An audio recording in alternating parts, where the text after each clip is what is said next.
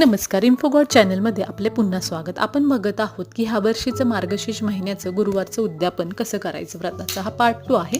Part 1 बघून घ्यावा. Part 1 मध्ये आपण पाहिलं की ह्या गुरुवारी एकादशी आल्यामुळं गुरुवारी आपण नैवेद्य दाखवणार नाहीये, तर शुक्रवारी दाखवणार आहोत. ते मी आता सांगते की गुरुवारी पूर्ण उपवास धरायचा आहे, हळदी कुंकू गुरुवारीच उरकायचं आहे व शुक्रवारी देखील सकाळी उद्यापन करायचं नाही. दुपारी पुरणपोळीचा नैवेद्य दाखवायचा आहे पूर्ण, किंवा जे काही गोड तुम्हाला दाखवण्याची इच्छा आहे तो नैवेद्य दाखवायचा.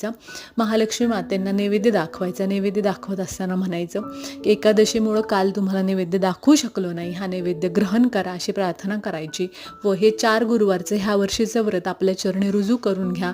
मला, माझ्या कुटुंबाला सगळ्यांना कृपा आशीर्वाद देऊन पतित पावन करा, सगळ्या इच्छा पूर्ण करा, धनधान्य समृद्धी द्या व असंच व्रत दरवर्षी माझ्याकडून करून घ्या. हे व्रत अशा प्रकारे संपन्न होणारे नैवेद्य शुक्रवारी दाखवल्यानंतर उरलेली माहिती पुढील भागामध्ये.